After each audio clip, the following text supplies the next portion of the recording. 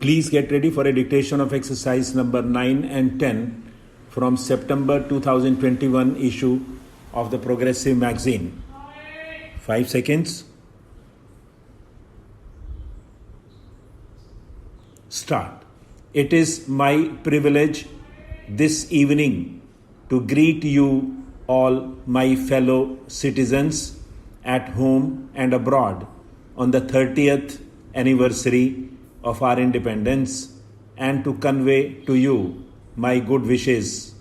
It will be my endeavor as the first servant of the people to exert myself to the utmost for the service of our people and our country. I hope to return in some humble way the affection and regard I have enjoyed from all sections of society for 45 years of my political life. 30 years have gone past since we become free. The events of the recent past have proved the maturity of thought, confirmed our belief in the democratic way of life. Today, we can hold our heads high as the world's largest democracy. This by itself is not enough, and if the democratic way of life is to last, we must look inwards and examine our thoughts and actions. The democratic way of life must result in a rapport between the mass of our people, particularly those living in the rural areas, our political mentors, and the administration.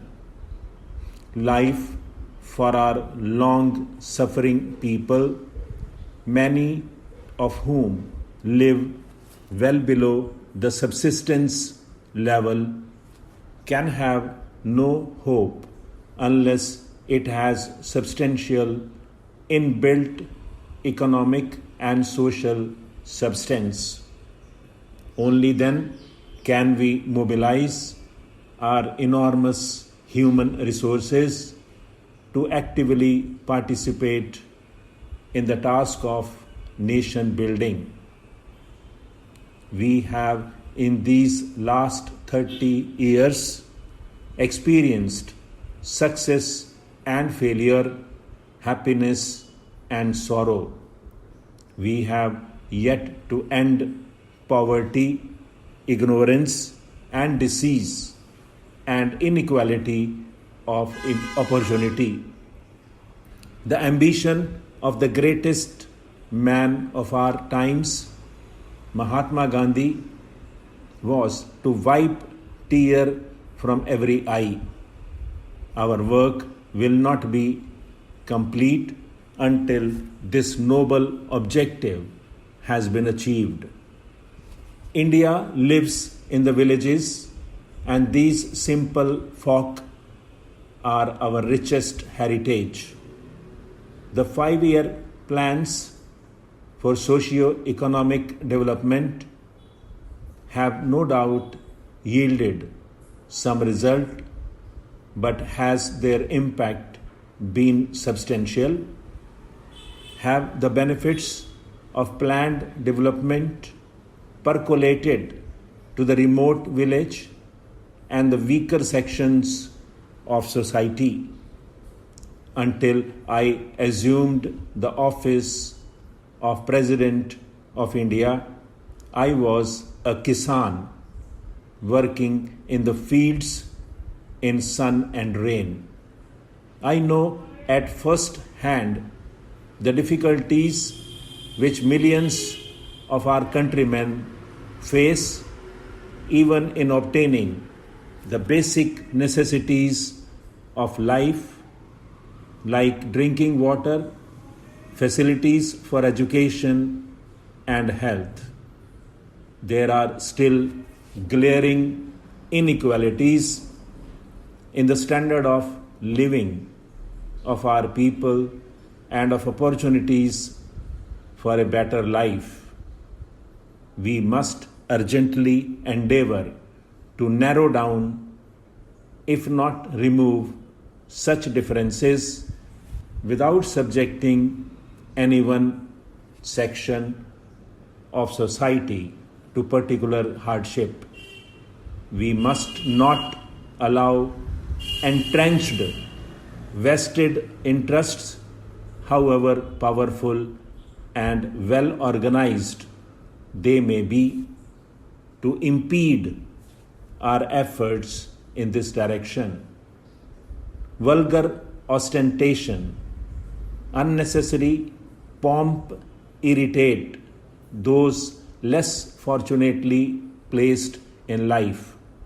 Such gradual accumulations of hatred poses a serious problem and will ultimately tear apart the fabric of our society and our faith in democratic institutions. We have to set a good example individually if we are to succeed collectively as a nation. I have therefore resolved that the initiative in such matters must come from the top. I have decided that I will surrender every month rupees 7,000 of my salary as the President of India, and such portion of my salary as I shall receive will be subject to income tax as in the case of an ordinary citizen.